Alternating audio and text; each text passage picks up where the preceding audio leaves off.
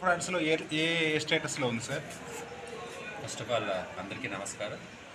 ఇవాళ ఈ cyber crimes మీద మీటింగ్ పెట్టడానికి ముఖ్య ఉద్దేశం ఏంటనగా సిపి సార్ ఆదేశాల మేరకు రాజశేఖర్ ఐపీఎస్ గారు స్పెషల్ ఇంట్రెస్ట్తో we are focusing on mostly cyber crimes because of the increase in cyber crime frauds.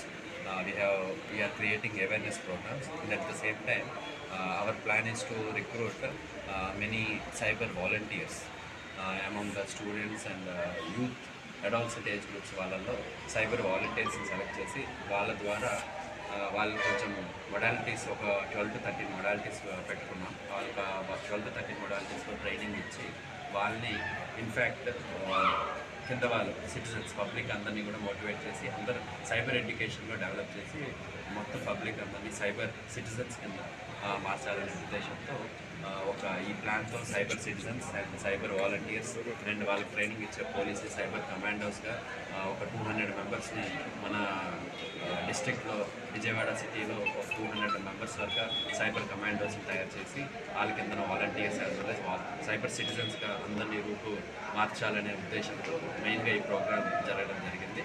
And at the same time మనకి ఎంత తెలిసినా కూడా public are being victims of this small petty issues cyber విక్టిమ్స్గా తయారవుతున్నారు. So మళ్ళీ ప్రజలందరికీ మా పోలీసు వారి తరపు నుంచి ఈ విజ్ఞప్తి, దయచేసి ఎటువంటి సైబర్ ఫ్రాడ్లో సైబర్ నేరాల్లో విక్టిమ్స్ అవ్వకుండా కొంచెం జాగ్రత్తగా ఉండండి. And any information or any స్కామ్లో కానీ మీరు విక్టిమ్ అయినా సరే వెంటనే కాల్ చేయండి. 1930 1930 కాల్ చేయండి.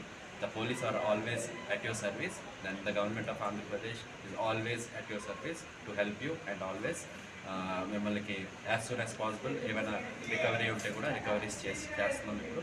And at the same time Nandigama sub division పరంగా నందిగామ జగ్గైపేటలో సైబర్ ఫ్రాడ్స్ అనేవి అంత ఎక్కువగా లేవు. the percentage of cyber frauds are comparative less comparative to other areas, because nowadays what the people are doing is most of the cyber frauds are being occurred only because of the sharing of information. whoever is educated అంటే బాగా computer education ఉన్నవాళ్ళు, BTech చదివిన వాళ్ళు, others చాలా knowledge ఉన్న వాళ్ళే ఎక్కువ మోసపోతున్నారు. Because of sharing of information, data sharing అవ్వచ్చు, వేరే రీజన్స్ అవ్వచ్చు. సో దయచేసి ఇక్కడ లేవని నెగ్లెక్ట్ కూడా చేయొద్దు. అందరికి కూడా ఇది అవేర్నెస్ క్రియేట్ అయ్యి ఇంకా పూర్తిగా ఇది నిర్మూలించాలనేసి కోరుతూ పబ్లిక్ కూడా మాకు సహకరిస్తారని ఆశిస్తూ సెలవు తీసుకుంటాం. Thank you.